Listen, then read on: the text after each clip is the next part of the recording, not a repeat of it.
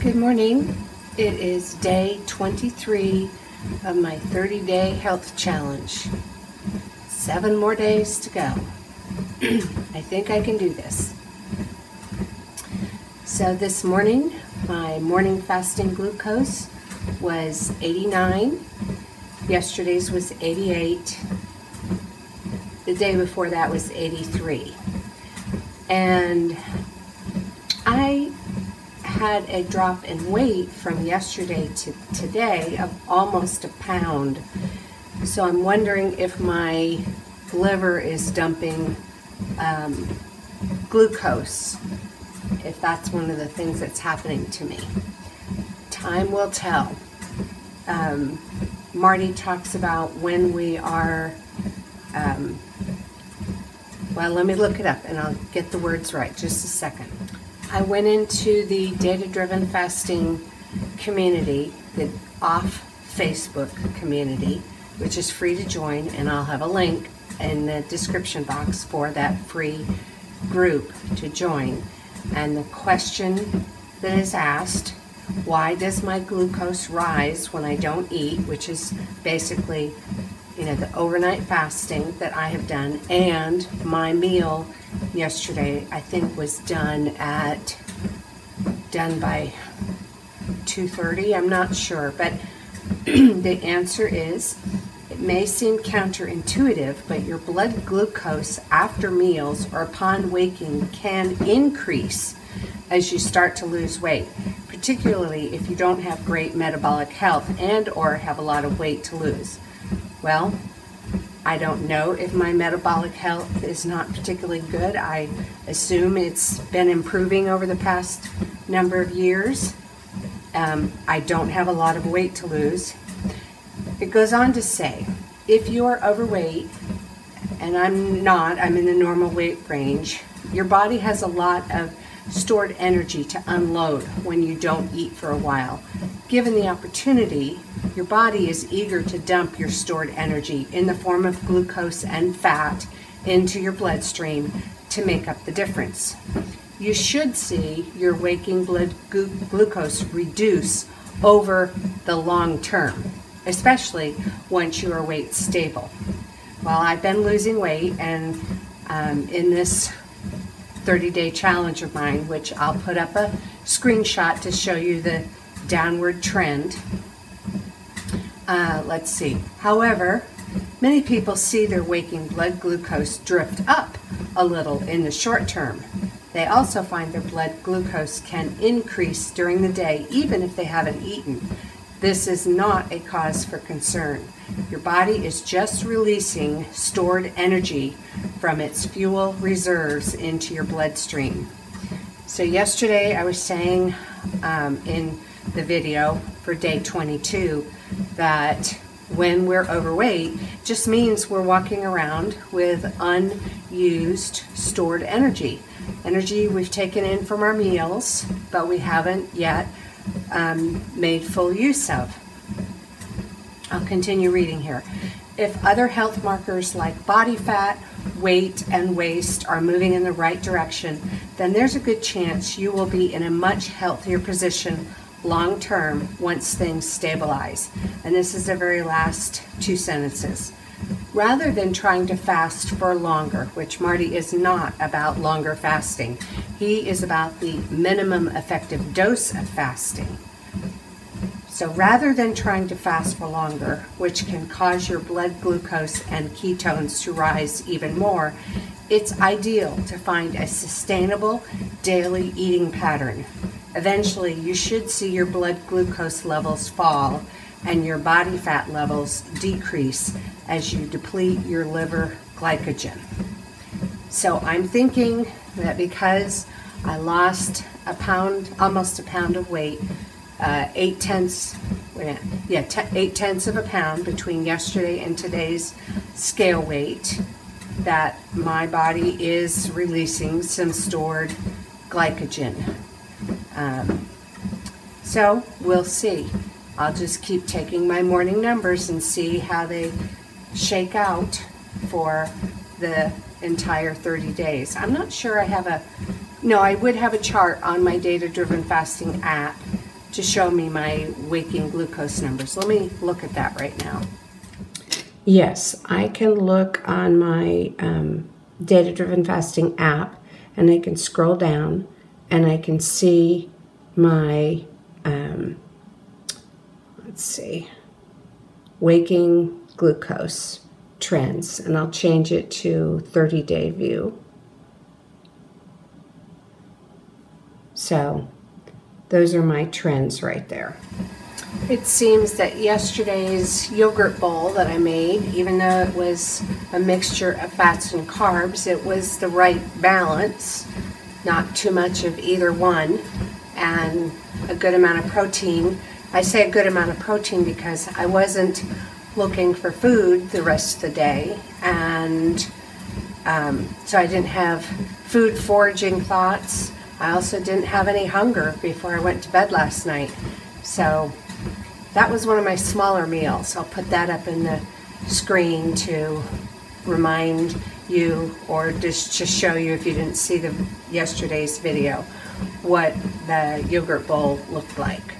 As for today's food, I really don't know what's coming. I suspect Chick-fil-A is going to play a big part. We have a special day for our family.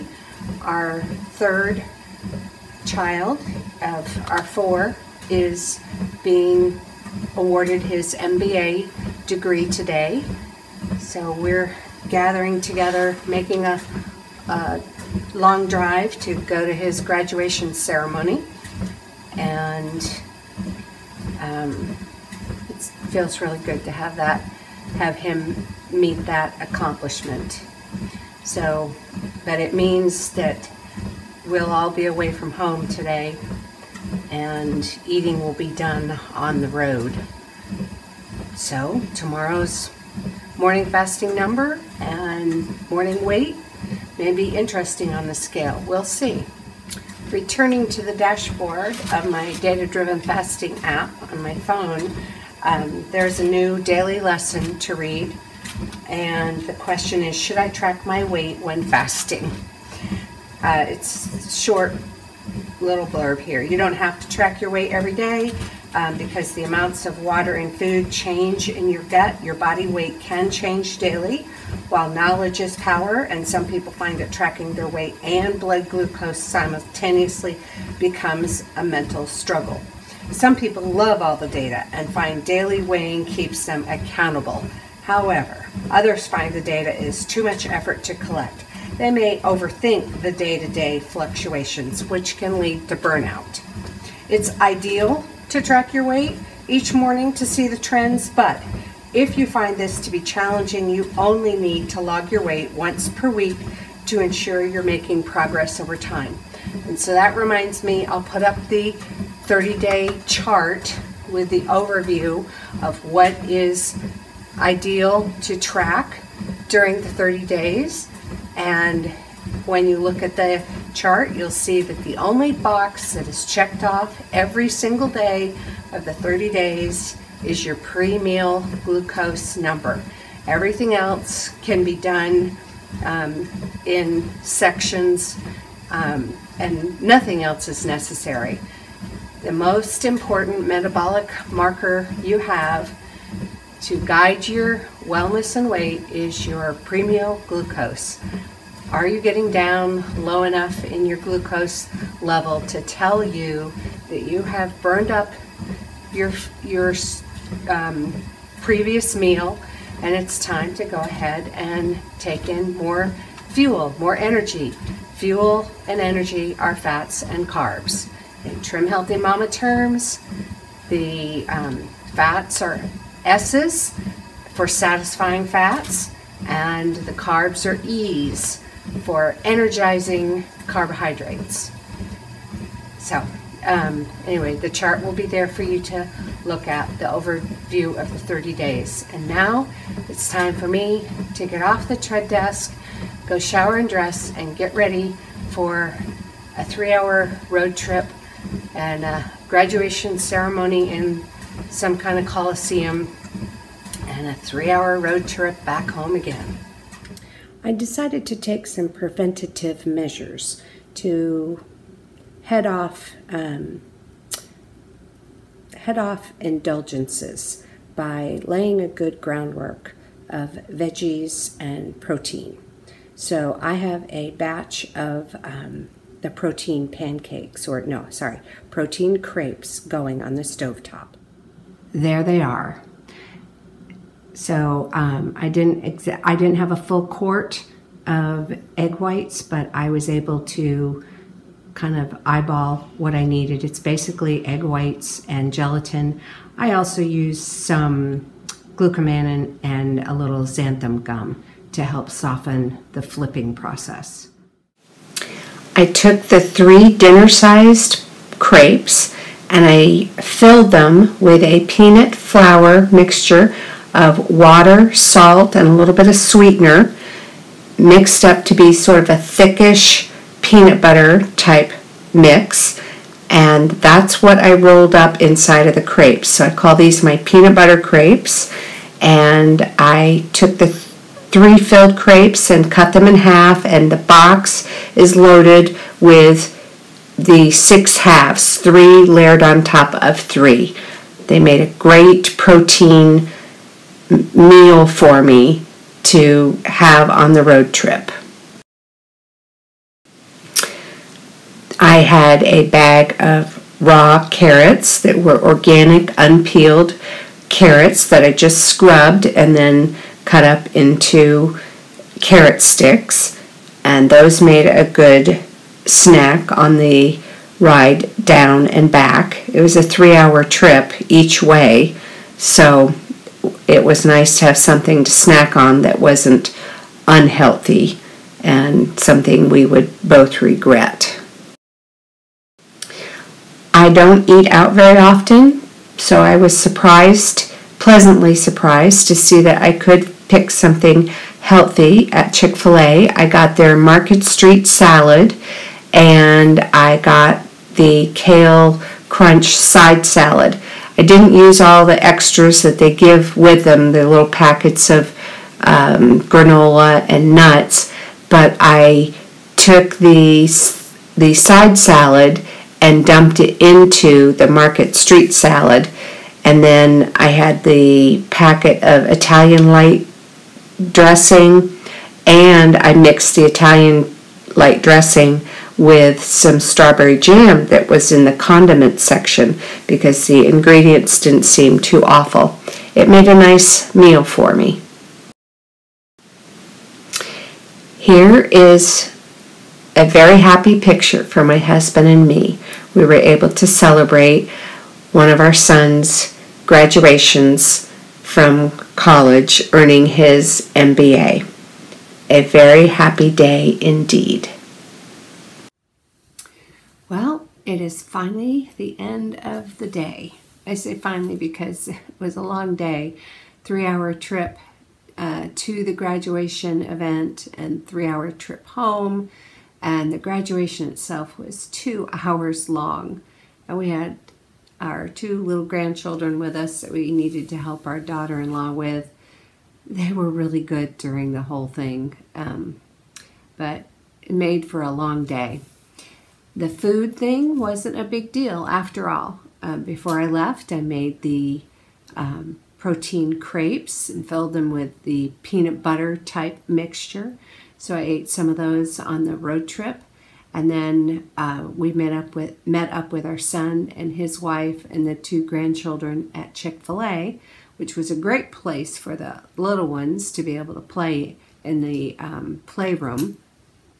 But I don't eat out at fast food very often, so I wasn't familiar with what I might order at Chick-fil-A, but I had some time to look at the menu while we waited for our son and daughter-in-law to show up, and I chose the, I think it's called Market Street salad, and then there was a light Italian dressing, and I know this may sound strange, but in the condiments area, there were packets of strawberry jam and grape jam, and I thought, since the Market Street salad had sliced strawberries in it, that I would take the strawberry jam The ingredients looked pretty decent in the jam, no high fructose corn syrup or anything. So I took a packet of the strawberry jam and mixed it with the light Italian dressing, sort of made a strawberry dressing to go on the Market Street salad, and that had grilled chicken on it. So that was more protein that I got to add to my protein crepes that I'd eaten on the way down, and the peanut flour mixture had protein in it. Then I ordered a side salad of the kale crunch salad, but I didn't put in the, I couldn't tell if the granola stuff was for the Market Street salad or the kale crunch salad, but basically I only used the chopped, I think it was chopped walnuts, one packet of it, on the Market Street salad with that mixed dressing concoction of the light Italian and the strawberry jam mixture. And I dumped the kale salad without the add-ons on top of the Market Street salad and just mixed that all together. And then I had a cup of unsweet iced tea to drink. So, and I had more, there were more protein crepes that I could have eaten on the way home. They were safely, chilled in the cooler, but I wasn't hungry. So I still have some of those that I can start in on tomorrow before church for breakfast. So it was kind of a light eating day for me, which makes me curious. Before this morning, I was curious to see what would happen to my weight tomorrow morning, because I assumed that I would, maybe make some not great choices or indulgent kind of choices at Chick-fil-A today, but I didn't. So now I'm curious to see what my weight will read on the bathroom scale tomorrow morning. But more importantly, what my glucose will read. Let me look at my phone. I took my glucose before coming in to sit down in the library. So just a few minutes ago, my glucose read 86. And then I started out this morning. I should have been more prepared for this. Just a second. Okay, my morning fasting glucose was 89. And then before I began eating the protein-filled crepes, I had a glucose of 85, but I went ahead and had the protein crepes because there wasn't really any energy with it. And then, let's see, later this afternoon, after having the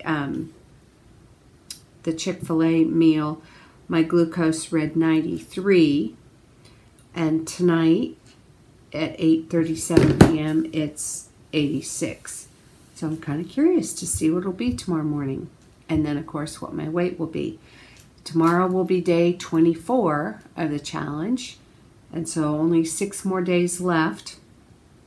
And I will be ending this challenge much in the same way I started it, away from home, because on Sunday of this week, on the 11th, as I draw near to the end of the challenge, my husband and I will be flying to Florida to have a few days with our one of our daughters and her husband and their little one, their 1.5-year-old. So we will be staying with them for, let's see, Thursday, Friday, Saturday, Sunday. We fly back Monday. So we have 4 nights with them. And I'm sure there's going to be some fun eating experiences. They want to show us around their new home in Florida. But again, I'll be on the road away from home, and I wanted to start this challenge that way, just as an example that your life doesn't have to be perfect and without, unexpected things in it for you to be successful with a health challenge. So I say so a lot. I realize that now doing these videos. So, gotta work on that. I'm gonna call it a day now at the end of day 23 of my 30-day health challenge. Good night.